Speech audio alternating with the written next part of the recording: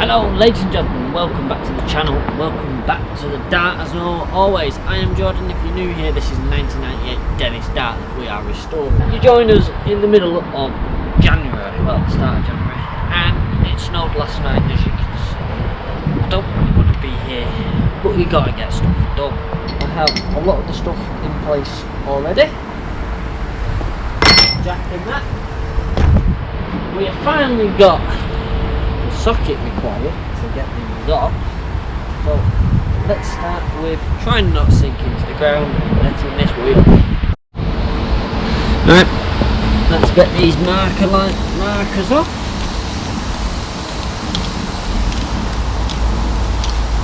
There we go. Socket on, which is the right socket, a little later on. So the issue we had with this is a 1-inch drive, which we have nothing that is 1 inch. We only have half-inch stuff, so it's been a bit of fun getting this, but there we go, that's that one off. Turning at least.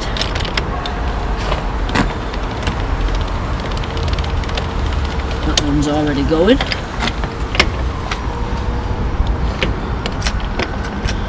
So this is a torque multiplier, and it does exactly what it says on the tin. It multiplies the torque. This is one that won't come off. There we go.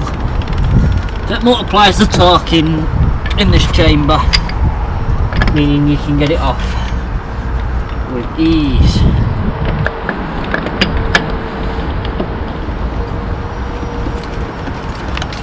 In theory. Now, I don't know how these front top plates are. I know they're crusty as hell, but I'm going to attempt to get it done today. That's the wrong way, Jordan.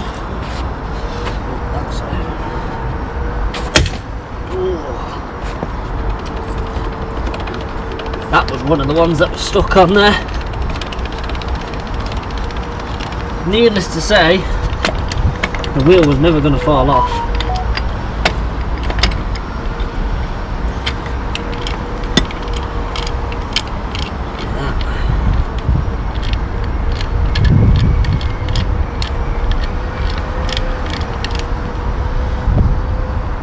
It's in place now.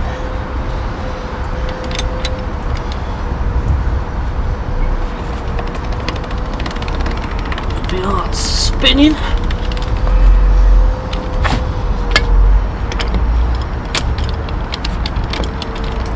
So this first rotation, main aim is just to get them all so they spin. Nice and simple, nice and easy. And then I should be able to just hit them with the impact. Because some of these have been off recently as well. Obviously that will help things because we were able to crack a few off the other day.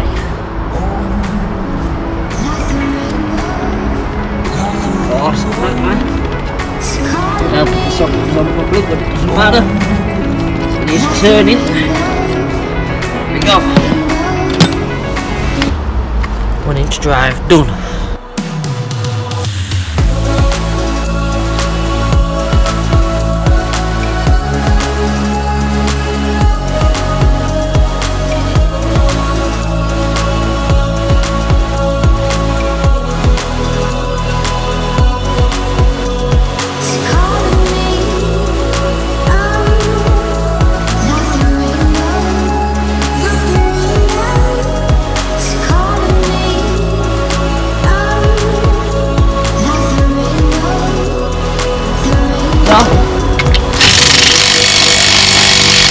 Leave that one partially on while we jack up. Let's jack it up. Hopefully this goes up without too much of a fight.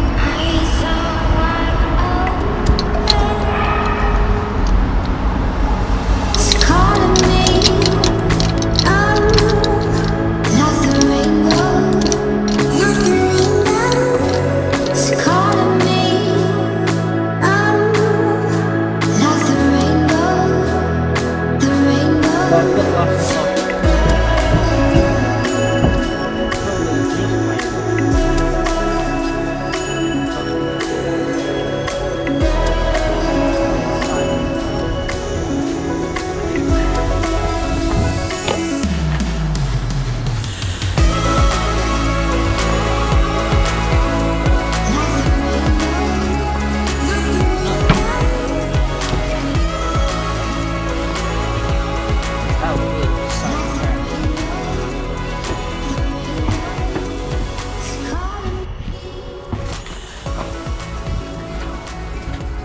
There's a little bit of a lip.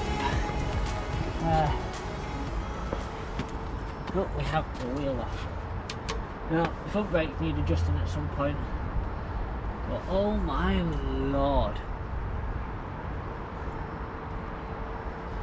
Wow. Right, so I'll show you guys what I'm looking at here, and I am amazed that this top plate is actually still holding out. So in here, I hope you can see. What? Oh, it's fucking, it's adding all sorts. So this is the top plate here. Wow. Holy shit. So that's what that one's like, and this is what they're supposed to be. It's meant to be like that. Up there. Wow. Right, well, we better get changing that, aren't we? Jesus. I didn't think it was that bad. Oops. Right, well, let's get on with this then. So, first of all, we need to pry the bag off this. Now, last time, I can't remember how I did it, but I might have an idea. I use my toolbox locking arms to be able to prise the bag off. But when you left the bag.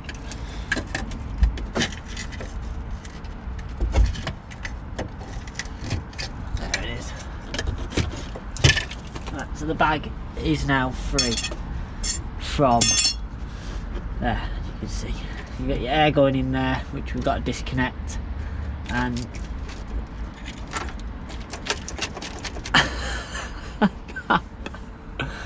I'm laughing, but I really should not be laughing, guys, because that is absolutely dreadful. There's an inspection hole here. I think we need to go digging to find this inspection hole up there, and I suspect this job will be a lot easier. So I think it's time to rip that bit of flooring up. Let's go and have a look. Right, well, I've taken that bit up. It came up actually really easy.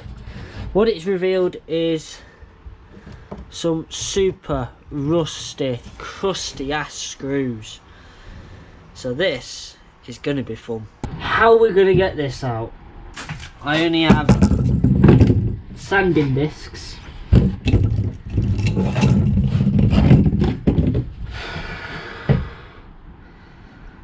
I think, to be honest, it's going to be maybe a case of jam a screwdriver in there and lift it up. The hammer is unlocatable at the moment. So I've got one tool of persuasion, maybe with one of the sanding discs on, the screwdriver of persuasion, and the chisel of persuasion. And one of these, I think,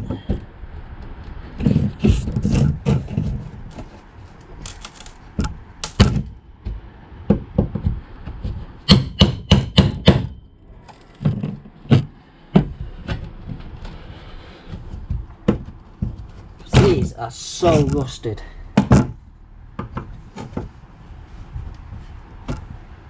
But I don't know if I took the head off them.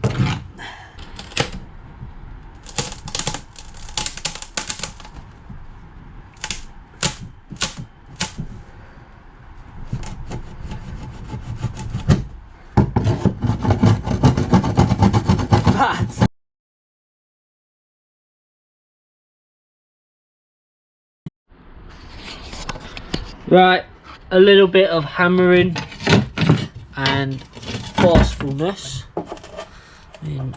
Needs a bit of tidying up now. We have the top of the top plate. So one nut is in there, the other nut is there, and then the airline is underneath this bar, so I'm presuming once we drop that we'll be able to slide out the airline and hopefully get to it that way. So first of all we need to work out what size they are. So this one that I was working on has just sheared straight out the hole, so I think for this one back here I'm just going to use force. What's the worst that now can happen? Right, what I'm thinking, guys, is this might be a two-parter, this, because when I did the rear top plate it was nice and easy. This one, on the other hand, is proving a little more tricky. And I don't even think we've got the right size spanner to take the airline off with. But I'll find that out. But due to the rust, I'm absolutely astonished that it's held, to be honest. You want a bit bigger than that. Go for that one. That one's far too big. It's that one. So I've got to get this airline off now. That'll be fun. Oh God. Alright, well, I'll let you know when I've got this airline off. Well, other than that, it's not too bad in here. It's just this fucking top plate. Oh dear, I shouldn't be laughing, but right. Well guys, the worst thing that could happen has happened. The airline hose has, well, it's just disintegrated basically. This fitting was so knackered, it's just disintegrated. But it's not 100% a bad thing. So, that's the old one. They now have these on most vehicles, which are quick connect lines. Now this is slightly the wrong thread, as I can show you. It does go in. It does have, you can screw it in, and then it will go, as you can see. So it'd probably work, to be fair, but I prefer to obviously have the correct thread. So I'm gonna have to, because if you have a look, they are ever so slightly bigger, and it's got the rubber washer on it. So I'm going to find the fitting for that, an elbow, which then is quick connect, then that can just go dink straight into, not a problem, because there's nothing wrong with this hose, it just needs cutting back slightly there, and then probably done. What I probably will end up doing though is just getting a bit of green hose, chopping it, say like there, just putting a bit of an extension in, because obviously the bus rises and lowers, and this, you don't want this tugging on it. So for today it's pretty much done. I need to get an angle grinder blade in there or shear it off, one or the other. Probably a chisel and a hammer would probably do the trick, to be fair. But this was the top plate. That was the top plate, and that's what it's supposed to look like. Can anyone else see a problem? Now I am semi-dreading doing the others. This side's not done anyway, because we need to get some grease, get this hub cap off here, get that off, get the hub off, and then make sure that the adjusting springs, which are at the back of here, are free for the, so we can adjust the brakes up to make them stronger and easier to pass the MOT. For today, that's pretty much brought an anchor to it, basically. It's one of them, it's likely to happen. We're likely to split, when we do this leveling valve down here, we're likely to split this off as well. It's just one of those things that we are likely to do. These hoses have probably been on this bus since day one. They're a bit worn out, a bit knackered, it's what you expect. So but I do know that they are 12mm hoses because that fits. So that's easy enough. So it's just the thread that we need for this to go into that on an elbow, and then that will be sorted. I am going to put a plastic bag or a bin liner over the top of this hole to make sure nothing goes into the airbag chamber itself, because obviously we're not taking the airbag off. And then we can progress from there. Obviously this leveling valve is due for replacement as well, so that's going to have to come off at some point, but I need to have a look on how that comes off. We've got tubes and all sorts. Well, that's all brakes, that's the brake chambers, that's the, supposedly it's meant to go in there. I know you can't see, but meant to go in there. That's supposed to be the release for the brakes. That's not a problem, that's the test port there. So it's a case of finding out, well, there's 2 bolts on the back of that, so that's easy enough. So it's going to be them 2, I reckon.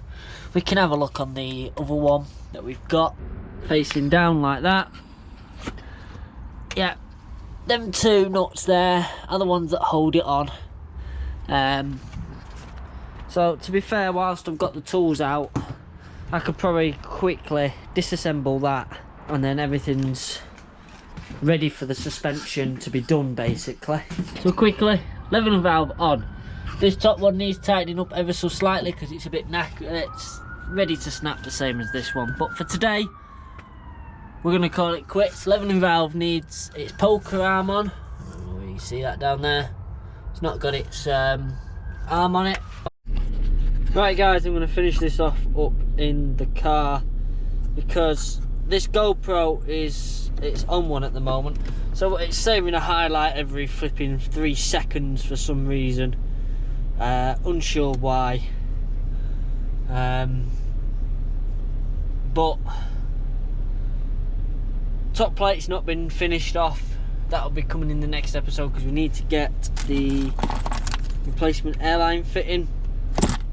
Leveling valve has been done, but I want to replace the airline fitting at the top because that one's knackered, and I'll probably replace the one that goes in the side as well because that's sort of the same thing. It'll also make it easier in the future. So I need to get some angle grinder discs, and that's about it really. And a nice cup of tea now. Well, thank you so much for watching, thank you for joining us. Please do check out mankbuses.com where you can find out all the information and blog bits about being a bus driver, and all the links are going to be down below. But don't forget, if you like what you see, become a member. You got patreon.com/mankbuses where you got additional benefits from YouTube at the moment on there, and you've got obviously YouTube join, which you can click down below. Thank you so much for watching, and we'll see you next time.